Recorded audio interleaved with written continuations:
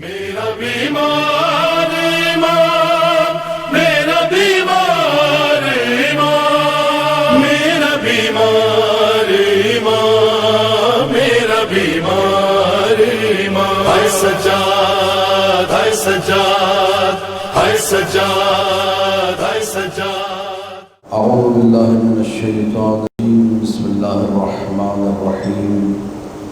الحمد للہ علی ما انعم وله الشکر علی ما الہم والثناء بما قدم من عموم نعم ابتدأها والسبوغ آلاء أسداها والتمام منن والاها جمع عن الإحصاء عددها ونأى عن الجزاء أمدها وتفاوت عن الإدراك أبدها وندبهم لاستزادتها بالشكر لاتصالها واستحمد إلى الخلائق بإجزالها وثنى بالندب إلى أمثالها ثم الصلاة والسلام على سيدنا ومولانا أبي القاسم محمد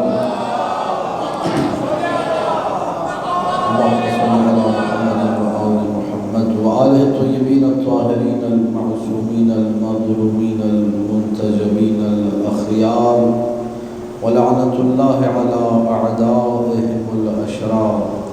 أما بعد فقال الله تبارك وتعالى في كتابه المبين بسم الله الرحمن الرحيم ألم تر أن الله يسجد له من في السماوات ومن في الأرض والشمس والقمر والنجوم والجبال والشجر والدواب وكثير من الناس وكثير من حق عليه العذاب فمن يهن الله فما له من مكرم إن الله يفعل ما يشاء وللترين صلوات الرحيم.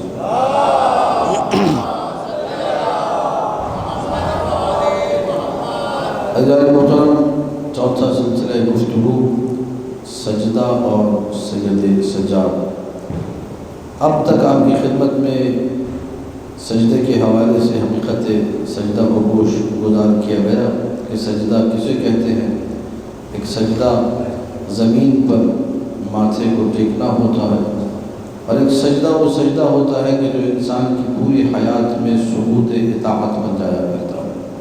ایک سجدہ وہ سجدہ ہوتا ہے کہ جو انسان کی حیات میں اس بات کا عملی ثبوت ہوتا ہے کہ انسان مطیع خداوند متعال ہے، اس کا مطیع ہونا اس کے ساجد ہونے کی دلیل ہوتا ہے۔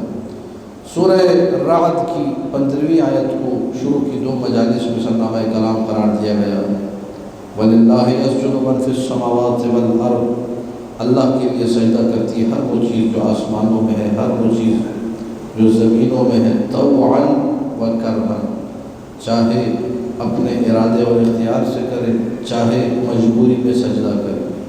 وَظِلَالُهُمْ بِالْغُدُوِّ وَالْآصَالِ، ان کے سائے بھی سجدہ کرتے ہیں اللہ کو، صبح و شام سایہ کرتے ہیں، صبح و شام سجدہ کرتے ہیں۔ اس کے بعد سورہ حج کی 18ویں آیت جو آج بھی پڑھی، أَلَمْ تَرَ أَنَّ اللَّهَ يَسْجُدُ لَهُ مَنْ فِي السَّمَاوَاتِ وَمَنْ فِي الْأَرْضِ، کیا تم نہیں دیکھتے کہ ہر چیز اللہ کو سجدہ کر رہی ہے؟ جو آسمانوں میں وہ ساجد، جو زمینوں میں وہ ساجد۔ چاند اگر تمہیں نظر آ رہا ہے، سورج اگر تمہیں نظر آ رہا ہے، یا آفتاب و ماہتاب اللہ کو سجدہ کر رہے ہیں۔ والنجوم والجبال، یہ ستارے، یہ بلند و بالا چوٹیاں، یہ پہاڑ، یہ سب اللہ کو سجدہ کر رہے ہیں۔ والشجر والدواب، زمین پر جو چوپائے ہیں، زمین پر جو درخت موجود ہیں، چرند ہوں یا پرند ہوں، سب کے سب اللہ کو سجدہ کر رہے ہیں۔ وَكَثِيرٌ مِّنَ النَّاسِ، لوگوں میں ایک بڑی تعداد ہے جو اللہ کو سجدہ کر رہی ہے۔ وَمَنْ حَقَّ عَلَيْهِ الْعَذَابُ، جن پر عذاب الہی پکا ہو چکا ہے وہ بھی سجدہ کر رہے ہیں، کسی نہ کسی طور پہ اللہ کو جھکے ہوئے ہیں۔ فَمَن يُهِنِ اللَّهُ فَمَا لَهُ مِن مُكْرِمٍ، جسے اللہ ذلیل کر دے اس کو کوئی عزت۔ کل گفتگو یہیں آ کر رکی تھی۔ اور اللہ جو چاہے وہ کرتا ہے، اللہ کی مشیت اگر کوئی فیصلہ کر لے کہ یہ کرنا ہے تو پھر وہ ہو کر رہتا ہے۔ کائنات میں کوئی بھی اللہ کو عاجز نہیں کر سکتا، کوئی ایسی قدرت نہیں۔ ان اللہ یفعل ما یشاء، جو چاہے وہ کرتا ہے۔ اس پورے ماجرا میں جب چاروں طرف آیات کا اعلان یہ ہے کہ ہر چیز سجدہ کر رہی ہے، آسمان سجدہ کر رہا ہے، زمین سجدہ کر رہی ہے، آسمانوں میں رہنے والے سجدہ کر رہے ہیں، زمینوں میں بسنے والے سجدہ کر رہے ہیں، ماہتاب و آفتاب سجدہ کر رہے ہیں، چوپائے سجدہ، چرند پرند ہر چیز سجدہ کر رہے ہیں۔ جب ہر چیز سجدہ کر رہی ہے تو کیا انبیاء و اولیاء و صالحین سجدہ نہیں کر رہے ہوں گے؟ وہ بھی سجدہ کر رہے ہیں۔ لیکن کمال یہ ہے ان ساری بزرگ ہستیوں میں جسے سجاد کا لقب ملا وہ حسین کا بیٹا علی بن حسین۔ ذرا توجہ چاہوں گا کیونکہ موضوع ہے سجدہ اور سید سجاد۔ تو ابھی تک 3 دن مسلسل آپ کے سامنے سجدے کو بیان کیا، آج جو ہے گفتگو شروع ہوگی سید سجاد سے، اور گزارش یہ کہ کل جو ہے انشاءاللہ، آج تھوڑا 5-7 منٹ میں لیٹ ہو گیا کیونکہ آگے بھی جانا ہوتا ہے انشاءاللہ، کل کوشش ہوگی پھر سے کہ 8:45 بجے فکس انشاءاللہ آپ کی خدمت میں حاضر ہو سکوں۔ کیوں میرے مولا کو سجاد کہا گیا؟ لما سمی بالسجاد، سجاد کہنے کی وجہ کیا ہے؟ بہت زیادہ سجدہ کرنے والا۔ کیوں بہت زیادہ سجدہ کرنے والا؟ سارے ہمارے ائمہ سجدہ کرتے تھے، سبھی ساجد تھے، تمام پیغمبروں کا میں نے بتایا وَتَقَلُّبَكَ فِي السَّاجِدِينَ، نبی کے جتنے آبا و اجداد تھے سب موحد تھے، یا سب پیغمبر تھے، ان میں سے اکثر پیغمبر، ان کو قرآن نے ساجد کہہ کے پکارا ہے۔ لیکن یہاں لفظ سجاد کیوں استعمال ہو رہا ہے؟ میں اگر علت بیان کروں تو اس میں 1000 خدشے ہیں، اس میں 1000 احتمالات ہیں، اس میں 1000 خامیاں نکل سکتی ہیں، ممکن ہے بالکل ہی غلط علت بیان کروں، لیکن اگر معصوم کی زبان سے علت آ جائے تو پھر وہ علت قبول کرنا پڑے گی۔ علل الشرائع ایک کتاب ہے شیخ صدوق علیہ الرحمہ کی، وہاں سجاد کہنے کی علت بیان ہوئی کہ علی بن الحسین کو سجاد کیوں کہا گیا؟ تو راوی یہ کہتا ہے، نقل کرتا ہے معصوم سے، امام محمد باقر علیہ السلام،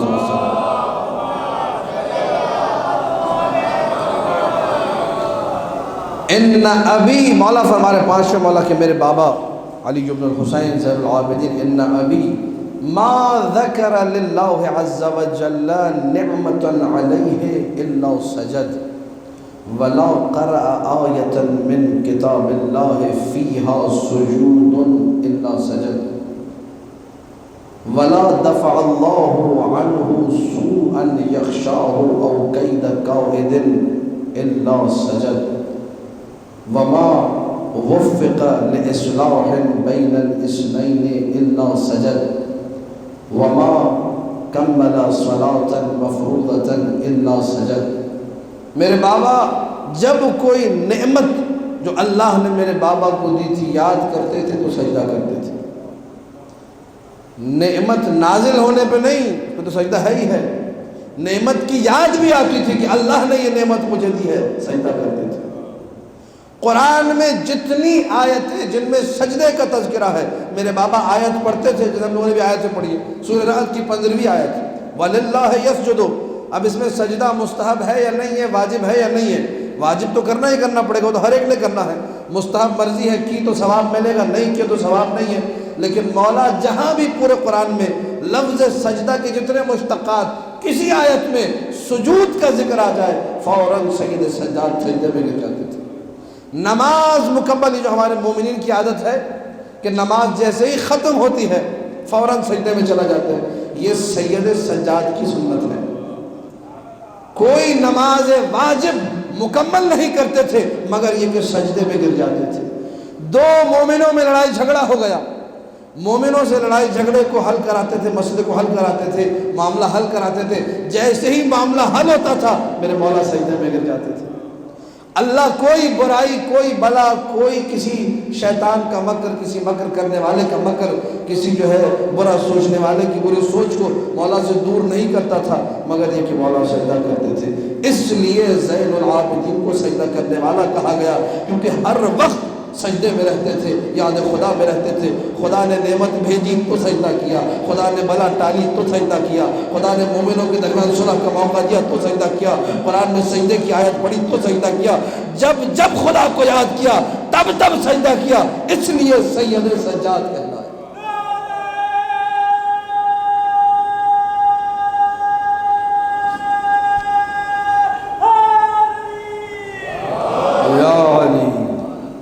سید سجاد، سجاد یعنی بہت زیادہ سجدہ کرنے والا.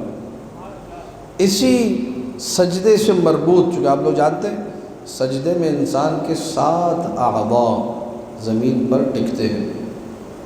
2 تو قدموں کے انگوٹھے ہیں جو عام طور پہ ٹچ ہوتے ہیں، یا بعض لوگوں کی قدموں سے اگر انگلیاں ملی ہوئی انگوٹھے سے تو وہ بھی بسا اوقات ٹچ ہو جاتی ہیں. ویسے عمومی طور پہ انگوٹھے، گھٹنے ہیں، یہ 2 ہتھیلیاں ہیں اور پیشانی ہے.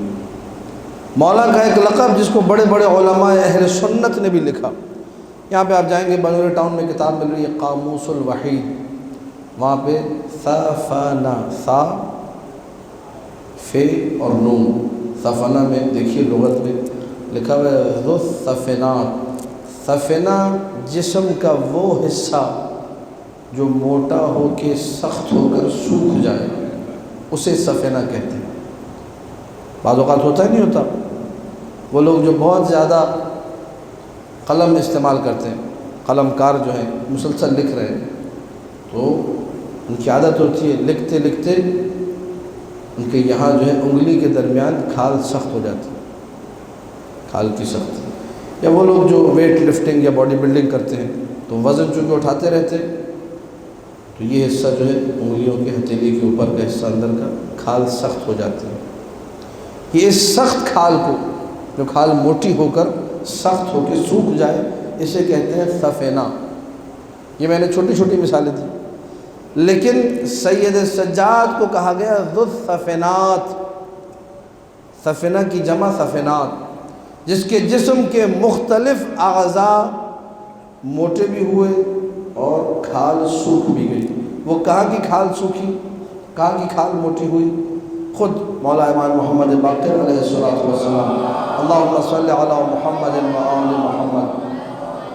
مولا فرماتے ہیں ہر سال میں 2 مرتبہ میرے بابا کے اعضاء سجدہ میں سے وہ سوکھی ہوئی کھال کاٹ کر الگ کی جاتی تھی، اور وہ 5 مقامات سے الگ ہوتی تھی. اب 5 مقامات روایت میں بیان نہیں ہوئے، لیکن لگتا یہ ہے کہ چونکہ یہ مقام ہے گھٹنے کا، یہ سوکھ جاتا ہوگا. ہتھیلی زیادہ تر سجدے میں رہتی ہے، یہ سوکھ جاتی ہوگی.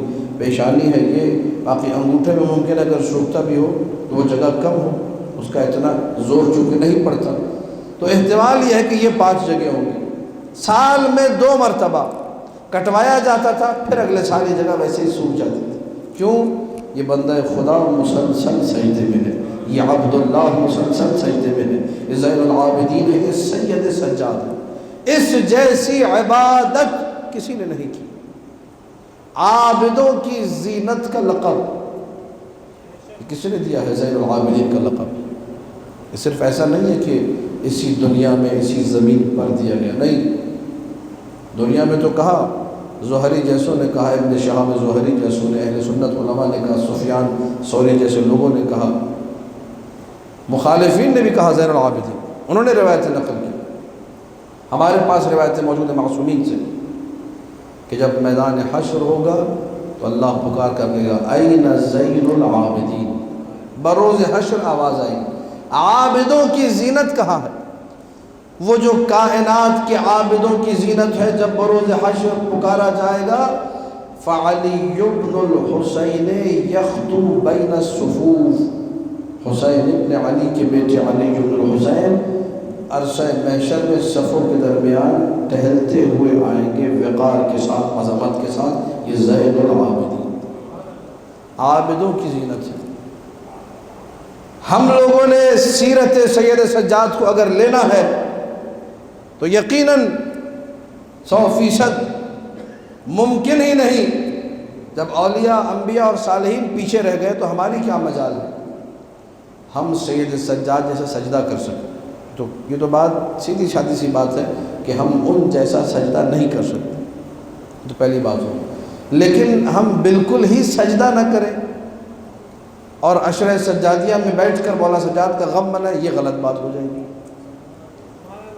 اگر سید سجاد کے نام پر جمع ہوئے ہیں، عشرہ سجادیہ سننے آئے ہیں، تو کم سے کم اتنا تو کرے کہ پیشانی پہ سجدے کا چھوٹا سا نشان، بھلے کھال نہ کاٹنی پڑے بھلے آپ کو 10 سال میں ایک دفعہ بھی نہ کاٹنی پڑے، لیکن آثار تو نمایاں ہو کہ یہ رب کو سجدہ کرنے والا ہے۔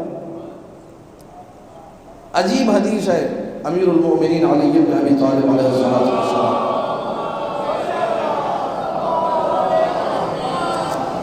مولا فرماتے ہیں انی، یہ پچھلے سال بھی میں نے اسی ممبر سے سنائی تھی، انی لأکرہ للرجل ان تکون جبہتہ جلحاء لیس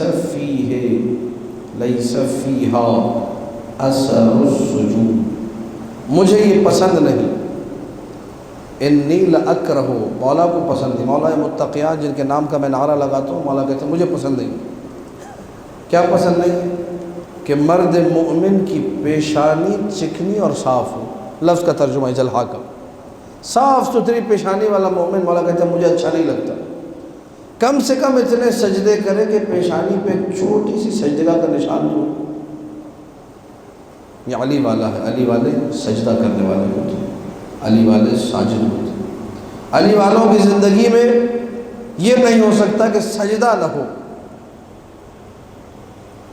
اب یہاں بعض اوقات صورتحال دیکھنے میں آتی ہے کہ جی میت جو ہے زندگی بھر کبھی سجدہ نہیں کیا، مولانا صاحب بتائیے اتنے سال کی نماز پڑھوانی، اگر خود پڑھ لیتے اس میں مستحبات بھی ہوتے، اس میں سب کچھ ہوتا، اب جب پڑھوائیں گے جی 1 سال کی نماز کے کتنے پیسے، پتہ چلے جی 15,000 20,000 25,000، وہاں نہیں میں چاہ رہا ہوں نجف میں پڑھواؤں، 1 سال کی نماز کے پاکستانی 70,000 روپے اگر نجف میں پڑھوانی ہے، ہم تو نہیں دے سکتے۔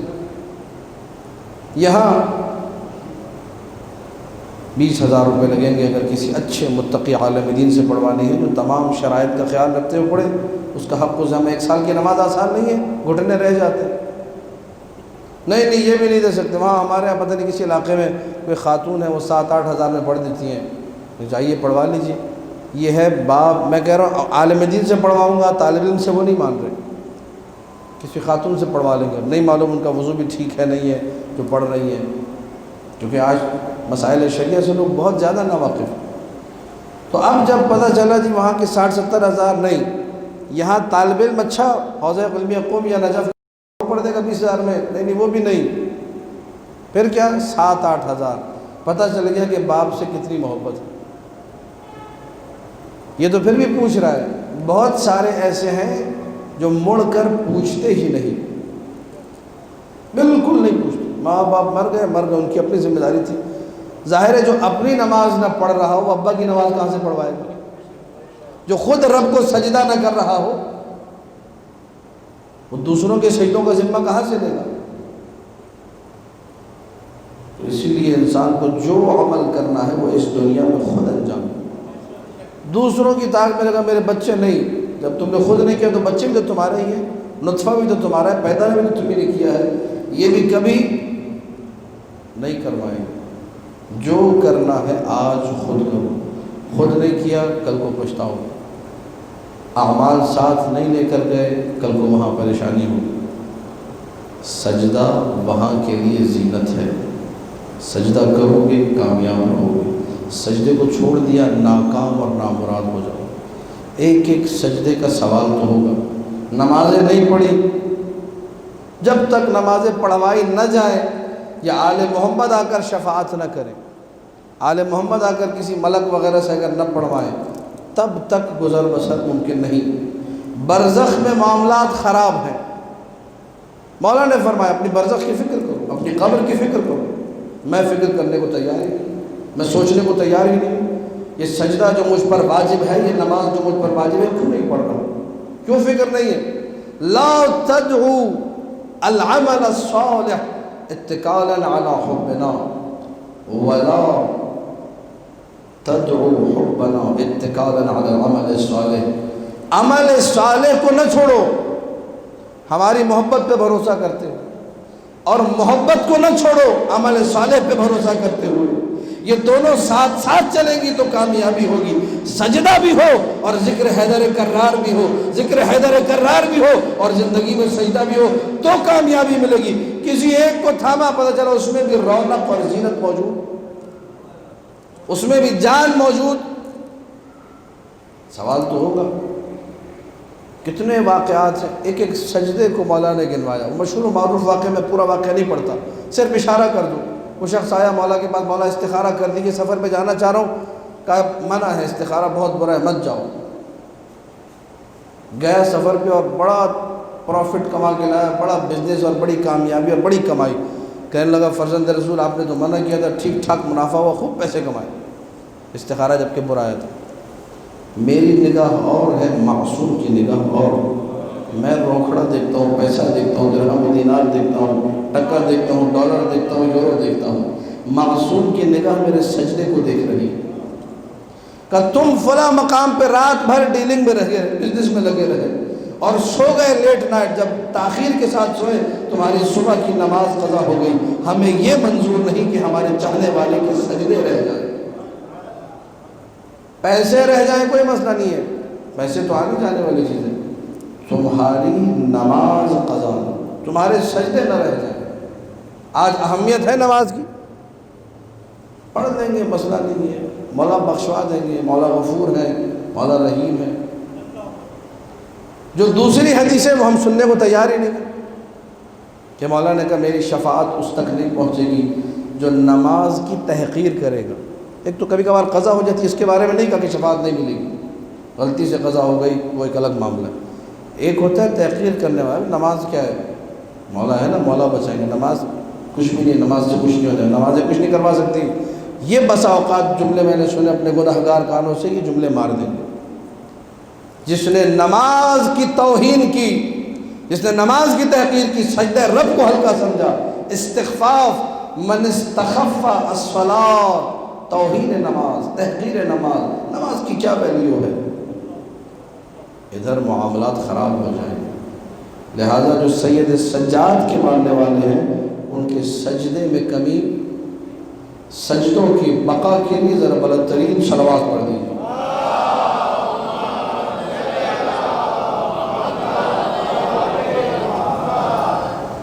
روایات عجیب و غریب ہیں سجدے کے حوالے سے۔ حیوانات کا سجدہ، خلیفہ دوم نے دیکھا کہ ایک اونٹ آیا اور رسول اللہ کے قدموں میں اپنا سر رکھ دیا، اور ہم لوگوں کو یہی لگتا ہے کہ جی سجدہ ہو رہا ہے۔ یا رسول اللہ اگر اونٹ آپ کو سجدہ کر رہا ہے، یہ انہوں نے کہا، میں نہیں کہہ رہا، اگر اونٹ آپ کو سجدہ کر رہا ہے تو بطریق اولا ہمیں بھی کرنا چاہیے۔ جب اونٹ سجدہ کر رہا ہے تو ہمارے لیے تو زیادہ ضروری ہے کہ ہم سجدہ کریں۔ تو رسول نے کہا نہیں، یہ سجدہ نہیں کر رہا، یہ اپنے مالکوں کی شکایت میرے پاس کر رہا۔ سجدہ سوائے رب کے کسی کو جائز نہیں، تم مجھے سجدہ نہیں کر سکتے، تم نے سجدہ کرنا ہے بارگاہ احدی میں سجدہ کرو۔ اور اگر سجدہ کسی کو کرنا جائز ہوتا تو میں بیویوں کو کہتا کہ وہ شوہروں کو سجدہ کریں۔ یہاں بھی مراد وہی ہے، مقام اطاعت کی بات ہے۔ بیوی کو اتنا مطیع ہونا چاہیے کہ اگر آخری حد ہے سجدہ، اگر جائز ہوتا تو یہ جائز ہوتا، بیویوں کے لیے جائز ہوتا وہ شوہر کو سجدہ کرے۔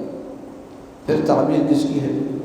سجدے کی تعبیر، اگر جائز ہوتا، جائز نہیں یہ حرام ہے۔ لیکن یہاں ہمارا جو معاملہ چونکہ سجدے سے ہٹے، اطاعت رب سے پیچھے ہٹے، آج ہر شوہر جو ہے وہ روتا ہوا نظر آتا ہے، بیوی مطیع نہیں، اطاعت نہیں کرتی، بات نہیں مانتی۔ پھر چونکہ اطاعت کا بھی ایک، جسے کہا جائے کھچڑی اطاعت کی بنی ہوئی ہے، ہر ایک کے پاس اطاعت کا معیار اپنا ہے۔ شریعت نے اطاعت کس کو کہا وہ نہیں معلوم، شریعت نے کس مقام پر کہا آ کے نہیں معلوم، کون سے حقوق ہیں جو واجب ہے نہیں معلوم۔ شریعت سیکھنے کو تیار۔ میرا موضوع گفتگو سجدہ ہے، لیکن سجدہ مظہر اطاعت ہے۔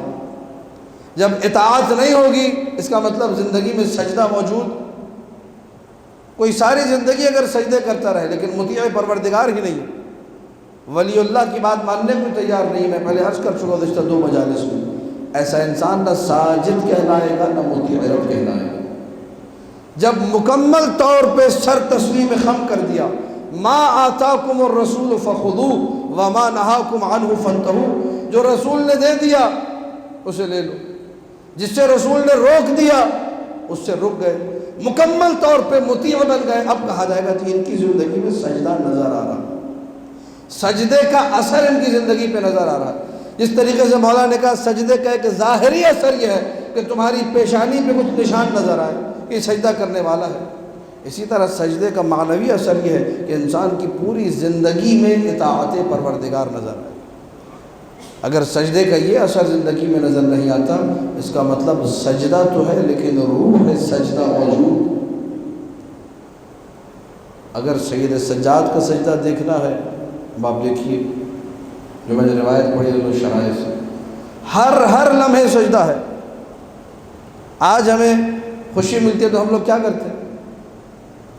اب یہ معاشرہ ہے ذرا جو سجدے سے دور معاشرہ ہے، تھوڑی سی اس کی عکاسی کریں۔ اولاد ہوئی، سالگرہ آئی، کیک بھی کاٹیں گے، خوشیاں بھی منائیں گے، لوگوں کو انوائٹ بھی کریں گے، دیگے بھی بنوائیں گے، لیکن سجدہ کرنے کو تیار۔ مولا نعمت کو یاد کرتے تھے تو سجدہ کرتے تھے۔ چلو تم اتنے سجدے اگر نہیں کر سکتے، کم سے کم اسی سالگرہ والے دن 2 رکعت شکرانے کی نماز پڑھو کہ اللہ نے تمہیں بیٹا دیا تھا، بیٹی دی تھی۔ موجود نہیں ہے، نہیں ملے گا آپ کو۔ قرآن کی ہر آیت جس میں سجدہ ہو سجدہ، تو خیر سید سجاد کرتے تھے، ہم کہاں کر سکتے؟ لوگوں میں صلح کروا دی، لوگوں میں آپ نے کوئی معاملہ حل کروا دیا، آپ کا نام آیا، سجدہ کیجیے۔ مولا نے آپ کو توفیق دیا، آپ نے مومنوں کو گھر پہ بلایا، کھانا کھلایا، سجدہ کیجیے۔ خدا نے آپ کو کسی کام کی توفیق دی، اچھے کام کی، کسی یتیم کی، کسی غریب کی، کسی بیوہ کی مدد کرنے کی توفیق دی، سجدہ کیجیے۔ کیوں؟ کیونکہ آپ کا اپنا کچھ نہیں ہے، جو ہے اس پروردگار جو ہے وہ دینے والا ہے۔ پل بھر میں اگر وہ چاہے سب کچھ چھین لے، کچھ بھی انسان کے پاس نہیں رہے گا۔ اور ایسے سینکڑوں واقعات ہیں جنہوں نے فخر فروشی کی، جنہوں نے اپنے آپ کو کچھ سمجھا، ایک لمحے کو رب نے دکھایا، پتہ چل گیا انہیں کہ ہمارے پاس ہمارا کچھ بھی نہیں ہے۔ ارجعوا ما لنا الی القدیم، ایک کتاب حوزے میں پڑھائی جاتی ہے، منظومہ سبزواری، اس میں تسلیم کی تعریف یہ ہے، ارجعوا ما لنا الی القدیم یملک کلا سم بالتسلیم۔ تمہارے پاس جو کچھ ہے سب کچھ پلٹا دو اللہ کی طرف۔ ہمارا جو کچھ ہے وہ کس کا ہے؟ خدا کا ہے۔ پیسہ خرچ کرنا آسان ہو جائے گا۔ یملک کلن، وہ سارے چیزوں کا مالک ہے، وہ مالک ملک و ملکوت، وہ مالک کائنات ہے، اسی کو تسلیم کہتے ہیں۔ جو انسان یہ سمجھتا ہے میں نے محنت کی، میں نے کمایا، میں نے یہ کیا، میں نے وہ کیا، کنجوسی اس کے وجود میں بڑھنے لگتی ہے۔ اور جو یہ سمجھ لیتا ہے کہ خدا کا دیا ہوا ہے، اور مولا کے فرمان کے مطابق، مولا متقیان علی بن ابی طالب کے فرمان کے مطابق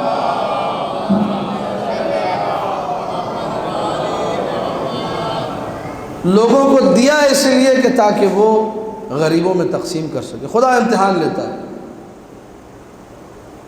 لوگ خدا کی مشیت کے مطابق تقسیم کرتے رہتے ہیں، دینے والا ہاتھ ہمیشہ اوپر رہتا ہے۔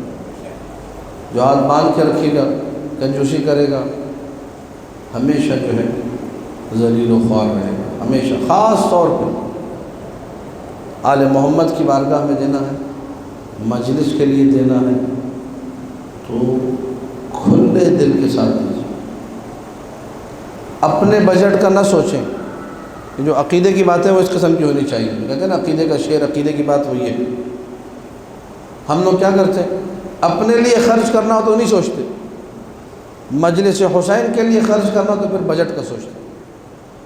اس سال آپ نے مجلس کیوں نہیں کرائی؟ بس میرا بجٹ مجھے اجازت نہیں دے رہا تھا، اس لیے نہیں کرائی۔ یہ جملہ جو ہے عدم توکل کے لیے دلیل ہے، جس کا مولا پہ کوئی بھی بھروسہ، توکل نہیں ہے۔ میں واقعہ ایک ذکر کرتا ہوں اکثر اپنی مجالس میں، اسی واقعے پر آج کی گفتگو جو ہے مکمل ہو جائے گی۔ کربلا میں ایک شخص تھا، جو شخص تاجر تھا بہت بڑا، اس کے پاس کچھ لوگ گئے اور اس سے ڈونیشن طلب کیا کہ آپ ہمیں امام بارگاہ بنانی ہے، مسجد بنانی ہے، اور ایام عزا آ رہے ہیں، تو حسینیہ جو بنانا ہے اس کے لیے دنیا کا خرچہ ہے، آپ ہماری مدد کیجیے، مجلس عزا ہوگی، حسین کا صف ماتم بچھے گا۔ تو اس نے ایک خالی جو ہے بلینک چیک جسے آپ لوگ کہتے ہیں وہ رکھا سامنے، کہا جتنا تمہیں چاہیے وہ لکھ لو تاکہ میں اپنے خزانچی کو حکم دوں، جو تجوری پہ بندہ بیٹھا وہ تمہیں پیسے دے دے گا۔ انہوں نے اب شرم کے مارے کہ جو ہے کیونکہ ایسا ہوتا ہے نا، اگر میں نے آپ سے زیادہ پیسے مانگ لیے، آپ کہیں گے مولانا صاحب کے سارے مجھے سے لے لیں، اور بھی دوسرے لوگ ہیں ان سے بھی جا کے لیجیے، سب میں تھوڑی دوں، تو یہ ہے لوگوں کو۔ انہوں نے شرما شرمی میں کچھ رقم لکھ دی کہ یہ نہ ہو کہ زیادہ لکھے تو وہ کہے کہ جی یہ کیا ہو، پرچی اس کو دی کہ سرکار یہ ہم نے لکھ دیا، آپ یہ ہمیں دے دیجیے۔ تو اس کا چشمہ برابر میں پڑا ہوا تھا، اینک، اس نے اٹھا کر دیکھنا چاہا کہ دیکھوں کہ کتنے پیسے لکھے، تو اینک اٹھا رہا تھا، واپس رکھ دی اور ایک جملہ کہا کہ حسین کے لیے کیا دیکھنا، حسین کے لیے، یہ کہہ کر چشمہ واپس رکھ دیا تاکہ جتنے پیسے جا کے لے لو۔ کچھ عرصے بعد جب اسی تاجر کا انتقال ہوا، کربلا کے بڑے مرجع نے خواب میں دیکھا، سب سے پہلی اس کو جو عظمت اس دنیا میں ملی وہ یہ کہ حرم امام حسین میں دفنایا گیا، ایک۔ دوسرا جب خواب میں دیکھا تو دیکھا بہترین جنت میں ہے، باغات ہیں چاروں طرف، عیش و عشرت میں ہے، کوئی پریشانی نہیں ہے۔ عالم دین نے پوچھا کیا ہوا؟ تاجروں کا تو حساب آپ کو پتہ بڑا سخت ہوتا ہے، تاجر ہے وہ تو اس نے کہا کچھ نہیں، جب میں میدان حشر میں آیا، قبر میں برزخ میں آیا تو میرا نامہ اعمال پیش کیا گیا اور مولا حسین کھڑے ہوئے تھے۔ جب مولا حسین کے سامنے میرا نامہ اعمال رکھا گیا تو حسین نے بھی ایک جملہ کہا کہ اس نے ہمارے لیے نہیں دیکھا، ہم بھی اس کے لیے نہیں دیکھیں۔ اللہ اکبر، یا رسول اللہ، یا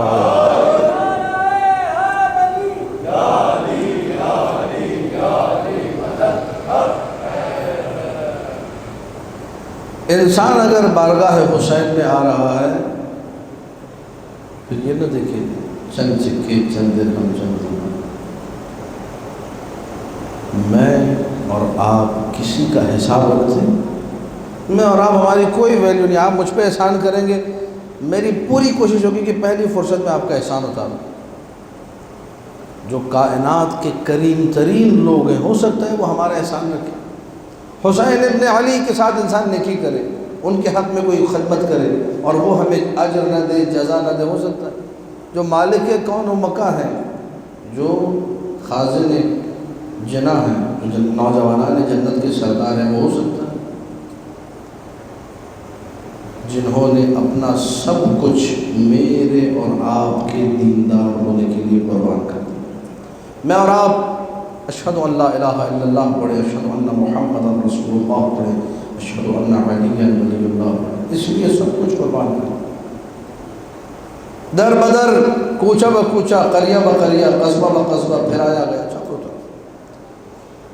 راوی کہتا ہے سر حسین کو جب لے جایا جا رہا تھا، ایک مقام پر سر کو زمین پر رکھ دیا گیا، اسی کے برابر میں یزیدیوں نے اپنا سفرہ دسترخوان بچھایا، کٹا ہوا سر پڑا ہے اور یزیدی ہنس رہے تھے۔ یزیدی سر کی بے حرمتی کر رہے تھے۔ یزیدیوں، یہ سر وہ سر ہے کہ جب مسجد نبوی میں وارد ہوا رسول نے خطبہ چھوڑ دیا تھا۔ کیسے ایسی بے احترامی کر رہے ہیں؟ ابھی یہ بے احترامی کر رہے تھے، برابر میں ایک جگہ سے ایک ہاتھ باہر آیا، ایک باغ کے ایک حصے سے ایک ہاتھ باہر آیا، اس نے اس جگہ پر دیوار پر لکھنا شروع کیا، اترجو امت قتلت ابن النبی شفاعت جدہ یوم الحساب۔ وہ امت جس نے اپنی نبی کے بیٹے کو قتل کر دیا، وہ شفاعت کی کیسے امیدوار ہو سکتی؟ فوراً اٹھے، وہاں سے آگے بڑھ گئے۔ یہ تاریخی واقعات ہیں جو کم پڑے جاتے ہیں، یہ بھی سنتے جائیے۔ ایک اور مقام پر پہنچے کسی دیر میں، وہاں یہی شعر دیوار پہ پہلے ہی کندہ تھا، اترجو امت قتلت ابن نبی شفاعت جدہ یوم الحساب فلا واللہ لیس لہم من شفیع۔ خدا کی قسم ان کا کوئی شفیع نہیں۔ پوچھا یہ شعر کب سے لکھا ہوا ہے؟ کہ رسول اللہ کے نبی بنائے جانے سے 500 سال پہلے، بعثت نبی سے 500 سال قبل یہ شعر موجود ہے۔ ایک اور مقام پر آگے گئے، دیکھا ایک راہب یہاں موجود، راہب کے دیر کے باہر انہوں نے پڑاؤ ڈالا۔ راہب کی آنکھوں نے عجیب منظر دیکھا، پوچھا کہ یہ سر کس کا ہے؟ مجھے معاف کیجیے گا، یزیدیوں نے کہا یہ ایک خارجی کا سر ہے، ایک باغی کا سر ہے، اجرکم علی اللہ۔ اس نے دیکھا کہ اس سر سے نور بلند ہو رہا، چاروں طرف ملائکۃ اللہ موجود ہے۔ جب راہب کی نگاہوں نے یہ دیکھا تو ایک لمحے کو حیران ہوا کہ یہ ہو سکتا ہے عیسیٰ نبی کی نسل سے کوئی ہو، اس کے تو عجیب معجزات ہیں، عجیب کرامات ہیں، اور روتا ہوا گیا ان لوگوں کے پاس، کہنے لگا یہ سر کس کا ہے؟ کہا کہ یہ سر جو ہے حسین کا ہے۔ کہا حسین کون؟ کہا کہ حسین نبی کی بیٹی فاطمہ کا بیٹا حسین۔ بس یہ سننا تھا، راہب رونے لگا، کہنے لگا کہ ہم لوگ اگر عیسیٰ کا آج گدھا بھی آ جائے اس کی بھی زیارت کرتے ہیں، تم نے اپنی نبی کے بیٹی کے بیٹے کو قتل کر ڈالا، اجرکم علی اللہ۔ کہنے لگا میرے قدیم آباء و اجداد کے 10,000 درہم و دینار ہے، یہ لے لو اور سر ایک رات کے لیے مجھے دے دو۔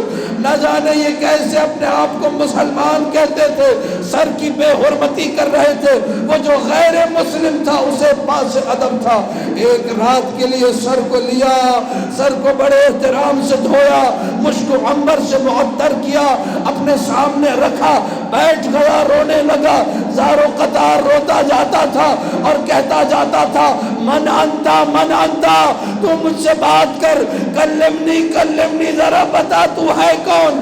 اچانک ہی سر حسین بولنے لگا انا ابن محمد المصطفیٰ، میں رسول اللہ کا بیٹا ہوں، انا ابن علی المرتضیٰ، میں علی مرتضیٰ کا بیٹا ہوں، انا ابن فاطمہ الزہراء، میں زہرا کا بیٹا ہوں۔ اے حسین میں آپ کے نام پہ کلمہ پڑھتا ہوں۔ راہب نے کلمہ پڑھا، کل کو قیامت کے دن آپ گواہی دیجئے گا کہ میں آپ کے ساتھ تھا۔ اجرکم علی اللہ۔ نبی کی امت والے سر کو در بدر پھرا رہے تھے، غیر مسلم سر دیکھ دیکھ کر کلمہ الا لعنت اللہ علی القوم الظالمین وسيعلم الذين ظلموا آل محمد أي منقلب ينقلبون۔